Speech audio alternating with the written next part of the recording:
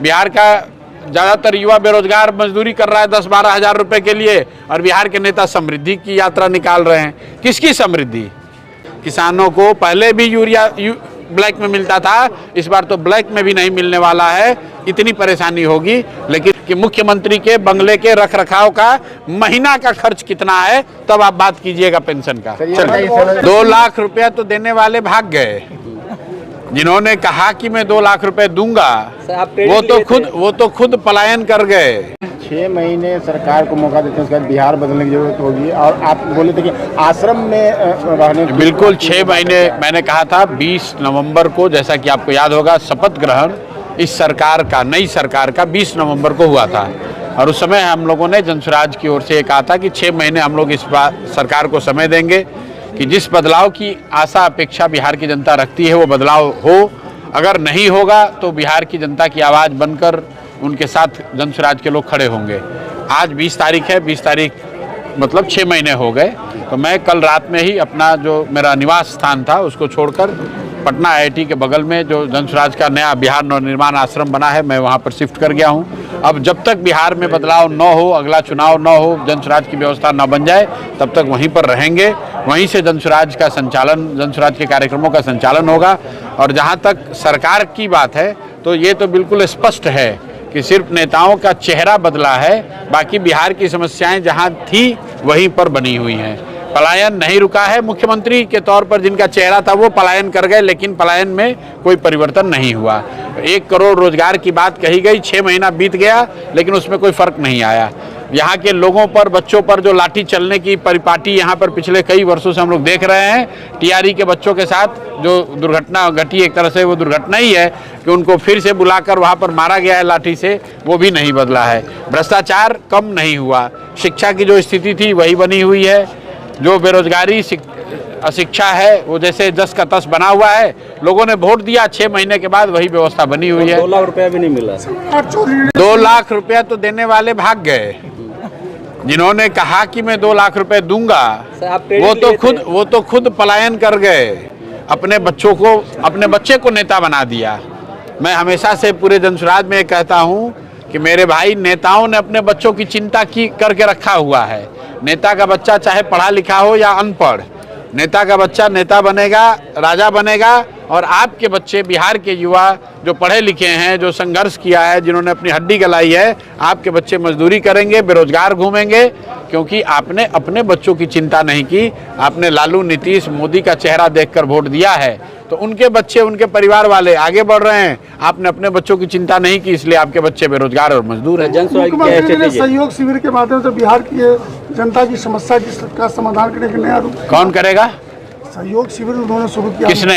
बिहार सरकार ने नया शिविर शुरू किया जिसमें तमाम समस्याओं का समाधान होगा, ब्लॉक और पंचायत वाइज।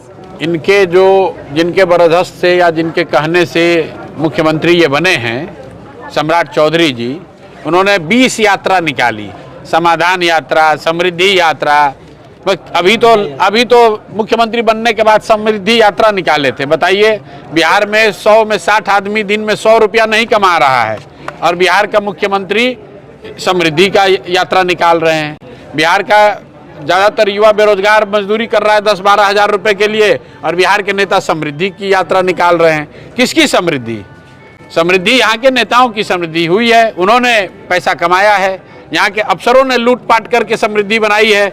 बिहार के अफसर इतना पैसे समृद्ध हो गए हैं कि आपके हमारे बच्चों का जो पैसा लूटा है इन लोगों ने, आपको मैं बता रहा हूँ कैमरे पर, बिहार के बड़े अफसर पटना, दिल्ली में घर जमीन नहीं खरीद रहे हैं, ऑस्ट्रेलिया में, इंग्लैंड में प्रॉपर्टी हासिल कर रहे हैं। तो समृद्धि तो यहाँ के नेताओं का हुआ है, समृद्धि शराब बालू माफिया का हुआ है, समृद्धि बिहार के अफसरों का हुआ है। बिहार के सामान्य लोगों की तो कोई समृद्धि हुई नहीं है। तो ऐसी यात्राओं का और ऐसे जनता दरबार का कोई फायदा नहीं है। 20-25 साल से जनता देख रही है। बिहार आज से 20 साल पहले भी देश का सबसे गरीब और पिछड़ा राज्य था, और आज भी देश का सबसे गरीब और पिछड़ा राज्य ही है।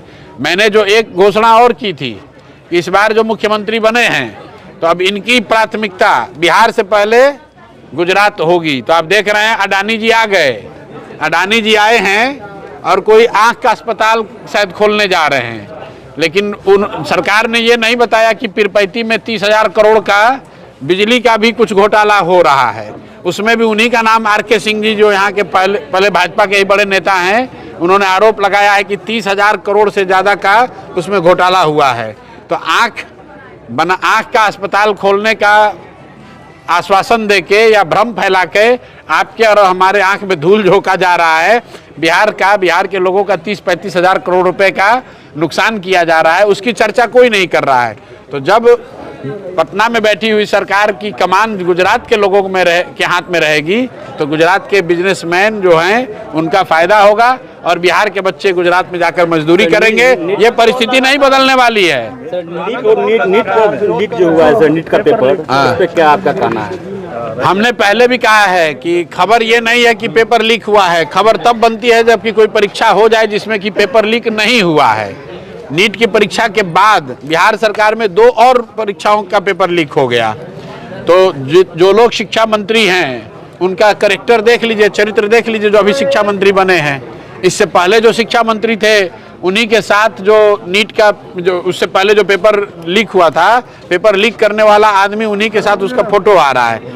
तो जो चोरी करने वाले लोग हैं उन्हीं के हाथ में जनता ने तिजोरी का चाबी दिया है, तो चोरी तो होगी ही और पेपर लीक नहीं रुकेगा। मैं आपको ये भी बता देता हूँ, पेपर लीक नहीं रुकेगा।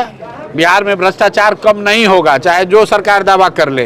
यहाँ के बच्चों को रोजगार नहीं मिल सकता है और यहाँ के लोगों को 1 करोड़ से ज़्यादा लोगों को जाकर गुजरात, तमिलनाडु, दिल्ली में पलायन करना पड़ेगा, मजदूरी करनी पड़ेगी। ऐसा इसलिए क्योंकि बिहार के लोगों ने अपने बच्चों के पढ़ाई के लिए वोट नहीं किया, बिहार के लोगों ने अपने बच्चों के रोजगार के लिए वोट नहीं किया। आपने 10,000 रुपया में अपना वोट बेचा है, तो जब 10,000 रुपया में वोट बेचिएगा तो पेट्रोल डीजल पे 10 रुपया लीटर ज़्यादा देना पड़ेगा। अभी खेती किसानी का समय आ रहा है, आप देखिएगा कि खाद के लिए इस बार कितना हाहाकार मचता है। किसानों को पहले भी यूरिया ब्लैक में मिलता था, इस बार तो ब्लैक में भी नहीं मिलने वाला है।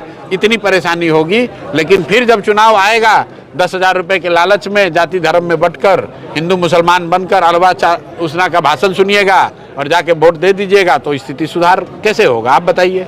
सर, नेताओं की जो नेताओं की जो फैसिलिटी के बारे में है, आपका जनस्वराज का क्या स्ट्रेटेजी है? नेताओं को जो फैसिलिटी मिलता है, जो पेंशन मिलता है, जनस्वराज का क्या स्ट्रेटेजी? भैया, पेंशन की चिंता बाद में कीजिएगा। नेताजी लोग को जो सुरक्षा मिला हुआ है, खाली सुरक्षा का खर्च आप जोड़ लीजिए। अकेले जो मैं आपको बता रहा हूँ मेरे भाई, अभी यहाँ के जो मुख्यमंत्री हैं, आपने शायद खबर पर ध्यान नहीं दिया, बिहार जो देश का सबसे गरीब राज्य है, मुझे लगता है कि बिहार के जो मुख्यमंत्री का बंगला है वो पूरे देश का सबसे बड़ा बंगला है। वो पहले से ही बड़ा था, उसमें एक और बंगले को देश रत्न मार्ग में जो एक और बंगला था डिप्टी सीएम का, उसको भी मर्ज कर दिया। बताइए, एक आदमी को रहने के लिए 25 एकड़ जमीन भी कम पड़ रही है और ये उस राज्य के मुख्यमंत्री के घर की बात हो रही है जिस राज्य में 1 करोड़ से ज़्यादा बच्चे 10,000 रुपये के लिए जाकर बॉम्बे, दिल्ली, गुजरात के छोटे छोटे कमरों में 5-5, 6-6 लड़के रह रहे हैं। उस राज्य का मुख्यमंत्री 25 एकड़ के बंगले में रहता है और उसको वो कम पड़ रहा है, तो एक दूसरा बंगला भी उसमें मिला लिया है। जाके खबर देख लीजिएगा, आप लोग चलाए नहीं हैं। एक अने मार्ग जो पहले से 20 एकड़ से ज़्यादा का बंगला था मुख्यमंत्री का, उसमें देश रत्न मार्ग को भी मिला दिया गया उस बंगले को, क्योंकि उनको और बड़ा बंगला चाहिए। तो मेरे भाई, जाति धर्म पर वोट दोगे, पेंशन से क्या होगा? उस बंगले के गार्डन का जो रख रखाव का खर्चा है उसी में सारा पेंशन पूरा हो जाएगा। 30 एकड़ जमीन पटना के बीचों बीच, 30 एकड़ जमीन में आप बंगला में रह रहे हैं, उसमें कितने एसी लगे हैं, कितने लोग लगे हैं, जरा पूछिए आरटीआई फाइल करके कि मुख्यमंत्री के बंगले के रख रखाव का महीना का खर्च कितना है, तब आप बात कीजिएगा पेंशन का। चलिए।